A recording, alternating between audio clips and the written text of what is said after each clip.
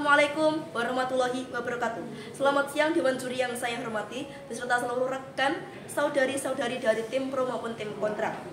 Perkenalkan, nama saya Ning Putri Setiana sebagai salah satu perwakilan dari Asma Negeri 4 Bojonegoro dalam cabang lomba debat bahasa Indonesia tahun 2025. Di sini, tema dari mosi kedua ini adalah terkait pendidikan. Pendidikan model klasik lebih efektif untuk dijadikan acuan pendidikan di Indonesia daripada menggunakan metode pendidikan progresif. Pada mosi kedua ini, yakni di mana Dewan mendukung atau lebih memilih sekolah menengah yang mengadopsi model pendidikan klasik daripada model pendidikan progresif. Dan saya sangat setuju dan sepakat dengan pernyataan Dewan tersebut. Oke, untuk sebelumnya sebagai abstraksi, saya mengakui bahwasannya mosi pendidikan ini ialah mosi yang relevan untuk dibahas karena maraknya kasus-kasus yang terjadi di Indonesia sekarang terkait optimalisasi pendidikan. Untuk pembuka, saya mengambil 3 variabel utama. Yang pertama adalah sekolah menengah, dan yang kedua adalah pendidikan klasik, dan yang ketiga adalah pendidikan progresif. Sekolah menengah berdasarkan Kamus Besar Bahasa Indonesia adalah sekolah yang lanjutannya berada di antara sekolah dasar dan sekolah tinggi.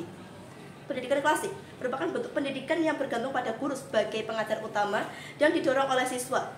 Dan yang ketiga adalah pendidikan progresif, merupakan bentuk pendidikan yang memposisikan guru hanya sebagai fasilitator dengan fokus kepada siswa atau diskusi siswa yang dimana pembelajarannya berbasis proyek dan berdasarkan pengalaman. Jadi, berdasarkan definisi tadi, saya mengambil hipotesis mentara yang telah saya utarakan tadi di awal kalimat pembuka saya, bahwasanya pendidikan klasik lebih efektif untuk dijadikan pendidikan acuan di Indonesia daripada menggunakan metode pendidikan progresif. Karena itu, saya memiliki berbagai macam alasan Dewan Juri. Alasan yang pertama ialah terkait dengan segi minat belajar di Indonesia. Minat belajar siswa di Indonesia ini merujuk kepada seberapa besar minat membaca siswa di Indonesia. Berdasarkan UNESCO tahun 2016 menyebutkan hanya 0,001% masyarakat Indonesia yang rajin membaca, sedangkan sekitar 10% dari Badan Pusat Statistik masyarakat Indonesia rajin membaca. Didukung dengan minat sekolah Indonesia yang hanya sekitar 86,34%, tidak 100%, dan itu pun juga dikurangi dengan status putus sekolah di Indonesia sebesar 33,21%. Oleh sebab itulah, menurut pendapat saya, penggunaan metode pembelajaran klasik jauh lebih menguntungkan daripada progresif. Karena pada dasarnya, masyarakat Indonesia cenderung lebih terampil apabila disokong dan dibina daripada dibiarkan sendiri untuk mengembangkan potensi mereka sendiri. Alasan yang kedua ialah potensi kurangnya struktur kurikulum dan penilaian yang tidak cocok diterapkan di Indonesia. Kurikulum Indonesia saat ini sangatlah tidak cocok untuk diterapkan. Karena pendidikan model progresif ini cenderung membutuhkan waktu serta sumber daya yang memadai untuk mendukungnya. Penerapan model pendidikan progresif ini akan menimbulkan dampak negatif karena seorang siswa cenderung lebih mudah diarahkan dan dijelaskan daripada hanya sekedar didampingi oleh Bapak Ibu guru. Seperti definisi yang telah saya sampaikan tadi terkait pendidikan progresif.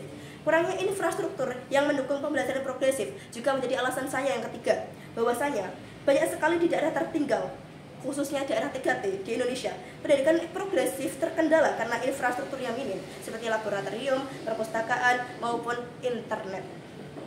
Contoh kasusnya adalah yang terjadi di Desa Poringan Luwu, menunjukkan sekolah hanya memiliki metode ceramah atau metode klasik dikarenakan tidak ada internet. Berdasarkan alasan yang telah saya kemukakan tadi, saya akan mengambil kesimpulan bahwasanya pendidikan progresif lebih banyak memberikan dampak negatif terhadap pola pikir siswa karena peran Bapak Ibu guru sebagai pondasi awal terbentuknya pola pikir siswa dihilangkan. Siswa yang masih membutuhkan pembinaan dan juga penjelasan lebih mendalam terkait teori dipaksa untuk dapat mengolah teori tersebut secara mandiri.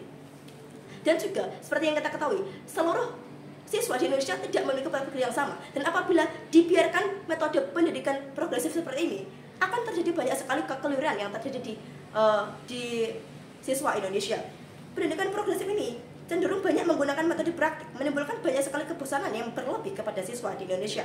Sangat tidak relevan untuk diterapkan di Indonesia. Oleh karena itu, pendidikan model klasik adalah satu-satunya model pendidikan yang sangat sesuai diterapkan di Indonesia, yang dimana pendidikan klasik ini tidak banyak menuntut baik dari segi sumber daya maupun teknologi, dan juga dari segi kesiapan Indonesia sangatlah siap untuk menjalani proses pendidikan secara klasik daripada menggunakan metode pendidikan progresif. Sekian dari saya, dan saya bangga sekali menjadi tim pro. Terima kasih.